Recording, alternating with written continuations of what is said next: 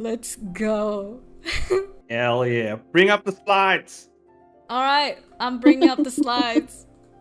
Look at the slides, everybody. This is dedication right here. First one, it's just I don't mind the first one actually, like a good establishing shot. I just think they should have just not have the characters there. I think just having a good establishing shot of the building would have been cool. And then maybe just after that, have a couple, panels of him running, show a little bit of haste. He's trying to get away from this building that's about to explode. So maybe just show a bit of haste there. So like the guy, is that the guy that was in the getaway car? Yeah, running? This is the guy that's running away basically. So you could have done that, and then it just shows a bit of haste, like getting away from this giant building it's about to explode behind them, They're not strolling in the park here, you gotta move out of the way. And then I think just move on to the next slide, because that's the explosion there at the bottom, by the way. So that explosion happening. The boom. Yeah, bigger boom. Always bigger boom. The bigger boom, yeah. We need bigger boom. Zoom into that explosion, get that explosion going there. Exactly. I'm waiting for your streamer's latency, so I have to... My bad. Basically, in the second scene, the two rebels look back and there's a rope dropping. Yeah, so basically so obviously the building explodes. They look back at the explosion to make sure their friend's okay, because obviously their friend's in there. If building's exploding, you wanna make sure your friend's okay.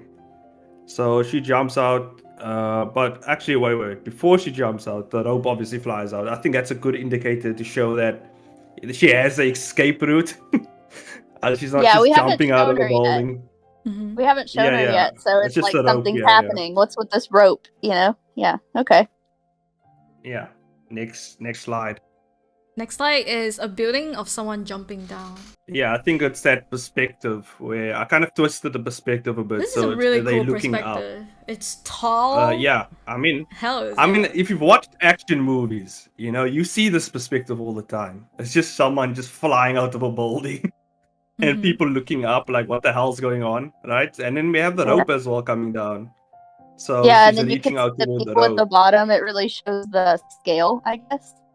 Yeah, it shows the scale of the building and stuff like that. I feel like this panel would use the scrolling format really well. Like, I think it would convey really well in the scrolling format. Okay, sorry, I interrupted. No, it's cool. So, but yeah, it will actually help with the scrolling format. But the one thing, the scale. This person was actually quite. They were quite. With the scale, they weren't as accurate with how tall a building is compared to a human and stuff like that. So I think maybe just looking at the reference from how tall a person is from an individual window on a building, you can maybe just figure out the scale from that. And it will actually help you out a bit. And don't be afraid to, because this person didn't actually make use of perspective very well, and I don't know if they just not good at perspective yet. They're still figuring it out. But I think just twisting the perspective to fit your panels is another thing that you have to get good at.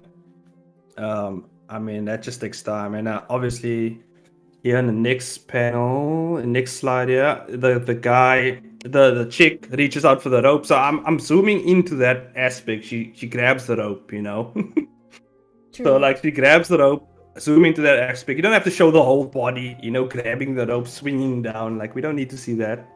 And then just there was a continuity area here because a ledge just appeared out of nowhere and somehow she landed on a ledge. No, there's no indication of where this ledge came out of. Not if it's another building. I don't know how she got to this building. So I felt just showing her, swinging to the ledge. If you show in the next slide, she's swinging toward the ledge, getting to safety. Away from the building. There is no indication of another building. It's just she's there. And in that panel, showing her climbing up as well, which they kind of tried to do, but then was one of the other things they also had a problem with. I feel like they're not confident or sure of their actions in the panels because they always indicate with arrows what exactly is happening over here. So they adding an arrow, like this person's climbing, and it will like spell it out to the audience.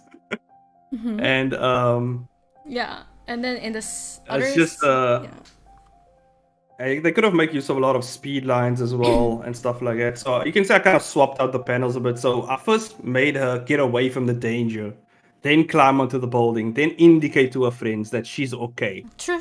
So like in the next panel, you'll see her like giving a thumbs up, like I climbed, I'm okay. Okay, I made it onto the other ledge. I'm all good. That is and as you can see, I'm kind of order. Yeah. So I'm kind of separating a thumb also from a silhouette, because that's what I see they do a lot here. They kind of bleed the thumbs into the silhouette, like the thumbs up, which is like, you know, it just fades into their body. So you actually want to make it clear that your thumb, you know, you're giving a thumbs up. You actually just want to put the thumbs all the way out there, you know what I mean? You don't want it just to fade into the body. Exactly. And I think, then I use the shadow to indicate that there's obviously a glooming. They tried to do it in that panel over there as well. They did a little shadow approaching the character as she's climbing over the ledge. But I feel like it's another thing that you should actually watch out for is like doing too much actions in one panel. Like I think spreading them out more is a bit better. Just don't make her climb up and then show the shadow as she's climbing. Like you have to ease your audience into each action. Otherwise, it's just gonna overload them. They're gonna be super confused. It's one of the aspects of animation that I also learned. Like this thing you gotta do. You gotta show one action after the other. Otherwise, you're just gonna kind of confuse your audience. And then also like indicating that I indicated that there's a shadow behind it, this looming, person looming over. Basically, this giant presence. I show her looking back, basically, like showing that there's something's about to happen. This is and I indicate with a smile that she kind of expected this, or like it's someone that she's familiar with. So I threw in a smile. And obviously we get the big Dommy Mommy shot, which is exactly what we want, Hell yeah.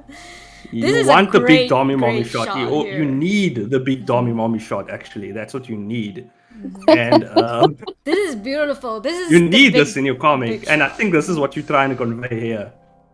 So, we made a nice and big. You made a big there. But you really want to make it really big. That's the thing. You really want to show that she's in a dominant position with this other character right here. She's not, the face isn't buried deep in the crotch. That's not what you want. That's exactly not what you want. You're going to send the wrong message, okay? So with the perspective, you build distance between the characters as well, because like her head is like deep in there, okay? We got to move, we got to separate these characters, okay? You gotta build some distance. That's too intimate, okay? God damn it, Chase. I want to drill that point in, okay? You can't just goddamn. Okay, next scene. It's the one where they're about to fight. Let's go. This is the one we want to talk about. Yeah, so I think I showed on that side a bunch of like stretches that she does before the fight. So you can say I put up a bunch of reference of those stretches, because it seems that you're not confident with the stretching and the angles of the stretching and how stretching works. But if you just with like simple reference, like if you convey a kind of like a familiar position with your body, someone will figure out, oh, she's stretching, or she's like trying to get ready for a fight or whatever. And I mean, just with those simple references, it should just convey the message much more easier. You don't have to draw arrows everywhere saying that the arm is moving. You know what I mean? Just put that down. And then before they even fight, I put up a few panels for anticipation. So she's about to throw a punch. So, I put her arm back. She's moving forward. You can also throw a few speed lines in, which is another thing that this person doesn't actually do. Is actually utilize speed lines and blurs a lot. That's like, and not the crazy blurs that they use in this comic. That's what I'm talking about. But they're just blurring everything in the back, just moving, and then everything else is static. It just looks weird. So like, yeah, I'm putting her arm back, just with conveying with motion that she's about to punch. And then, with the other character as well, I'm giving her a position that she's ready to take the sponge. She's about to take the sponge, and that just eases everything into the slide that's about to happen, because there's on the Yuning's like moving the slide all over the place here. Oh, Yuning, what's going on? I'm looking. I think my little avatar's head You're is in the editing way. your slides on the fly here. True, because Jess's avatar. Let me make it a tiny But bit yeah, smaller. just go. You can move me over there with you. There we go. This should be good. Yeah, so like the one where she's punching, and she's like blurred. Like the punch is kind of like blurred. She's going for an uppercut. And I'm assuming that this is what she's doing because from the panel that I've referenced, she's kind of going for uppercut. And you can see I don't even use the whole panel to show the full body. You don't have to show the full body. Like we just need to see the action. And with the speed lines, I'm showing that she's moving down away from the punch, and that she's going into a slide position now. She's not, she's not just standing statically falling into a slide, which is like another thing. But obviously not putting the whole body on the frame helps that. You can kind of fudge the positions a bit. It's the slide. So I kind of split this. So she's sliding, and you can see I bring the booty up nice up into the camera. You want to well, assuming not for a kid audience, but you want to give the audience some eye candy, you know what I mean? That's how I would have done it, right? Bring that dummy mommy booty up to the camera. That's what you want. And you bring this like arched with the legs, and she's sliding under. You know what I mean? That's what you want. Yeah, that's so it's appealing to look at, and at the same time, you get what you need to get across. She's sliding through her legs. Mm-hmm. And also conveys like the height of the character and everything, because a big thing was like the scale of the characters was so weird, and just like the positions that they were in, because there's one position where she's on one foot and she's just really off balance. Yeah, and if she tapped her with that foot, like in that panel, she would have fall. Like it doesn't matter how strong you are, when you're standing like that, you're definitely gonna fall. And then from that sliding position, I then did a bit of a kind of a looking down panel from her head. So she's kind of like swinging forward here, kind of like swinging around to go for that kick. And that's kind of what I'm trying to convey here. And obviously, with the speed lines, that will convey the kick is coming. And it's also to build anticipation, which is another thing that you got to do during fight sequences. Otherwise, it just kind of slows things down a bit and gives the reader a bit of a, step back to see exactly what's going on. Otherwise, if you just go from one action to the next action to the next action, it's just gonna really overload your reader. You don't want to do that. So then she goes for the kick, and also when the kick hits, I make the Dami mommy look back, look back at the character to acknowledge that she's been kicked in the back. And then this also is a cool way to kind of transition into anything here, because she just in the older panel that the person drew, she just immediately turns around. Like I don't know how quick she can be, but she just really quickly turns around and catches the foot, even though it hit her in the back, which is just like a very awkward movement. I don't think you can actually do that. I don't think it's physically possible to do that. So like she turns around, and that just eases everything into the throw that she's gonna do, which is in the next slide, because she grabs the foot. I think that's what it's showing, right? She's caught the foot with both her hands, and you can throw a cool line in there, like now it's my turn, or time to toss the salad. I don't know what you want to throw in there, right? You can throw whatever you want. Chains. Why? Chains. I'm just saying, that's the cool line moment. You can throw in whatever you want there. That's like you recommend checkmate. A cool line here. Got it. Yeah. So that's like checkmate, bitch. And then she basically grabs a foot. And basically what I did here was illustrate like movement, like very quick movements. So I showed her face like all shocked, like, oh shit, didn't know she can catch that foot. And then it just goes immediately into like this blur. So it like shows like she's just startled, and she's like, what would be the word? Discombobulated. Just being thrown to the other side of the room. There's And then that's when you can throw in the panel where she lands on the floor. You know, that just eases that into that. That's great, yeah. So yeah, that's like the whole thing there. But there's a lot more I could have gone into. It's just, you know, time. Yeah. I can't go fully into these things. To me, as someone who's not, who doesn't draw action comics, like, just seeing your different perspectives, like, you move the camera around a lot whenever you're drawing action scenes, and it makes the scene really interesting to look at, is what I'm kind of gathering from. Like, think about where the most interesting camera point would be, right? Yeah. But it's all stuff that's been done before. Like, if you've ever watched movies or series or whatever, a lot of people don't pay attention to the camera. The camera is actually, if you have whatever amount of characters in your scene, the camera is the also part of the cast. That's another character in your scene. Except this character is just watching everything. You are that character. So you have to kind of figure out where you would be positioned to be like the best, you know, to get the best outcome for that shot. At least that's what I've learned throughout animation, right? It's something you can apply in comics as well. No, I agree. Yeah, so there's a lot of things you can do with the camera. But if you nail your perspective, you nail your foreshortening, you know, you nail all those things down, it's just gonna make everything else easier. You know, you can even go nuts. It doesn't have to be accurate. That's the thing. The perspective doesn't have to be accurate. It just has to convey what you want to convey, and you can twist that thing to as much as you want. You know, when it comes to that perspective stuff, I twist it so much that I break everything, and then I'm like, okay, cool. Now I know when it breaks, so this is like as far as I can go with the shot. So it's a lot of experimentation with shots like that as well. But the easiest thing to do, I think, is just steal. Just steal from other comics, steal from other series, see how they do it, and then just apply it. Reference. Yeah, I was about to say, like, whenever I made like the call to action contest entry, like I did that to challenge myself because I don't draw action.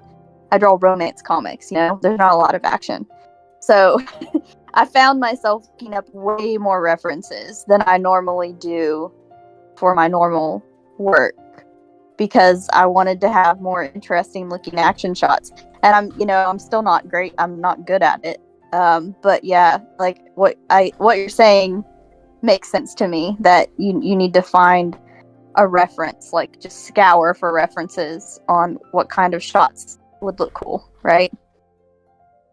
Yeah. I agree. Just steal shots. Oh yeah, the one other thing I forgot to mention is like the 180 rule, which is also something like where you don't want characters to flip sides. Sometimes you can break the rule, only when they're switching sides, like in one of the panels where she switches sides, you can maybe switch it around a bit, but normally you don't break that rule. So if it's a person on the left, you keep them on the left, and if it's a person on the right, you keep them on the right. You don't switch the view from where they swap positions immediately. True. You kind of have to transition into that. And normally you can put a panel in the middle to kind of, you know, transition into those type of moments, just to make it easy on the audience. Otherwise, you're going to be flipping it, you know, all around and upside down, and just going to confuse everyone. They're going to be like, where the hell is this character standing? So yeah, that's another thing. True.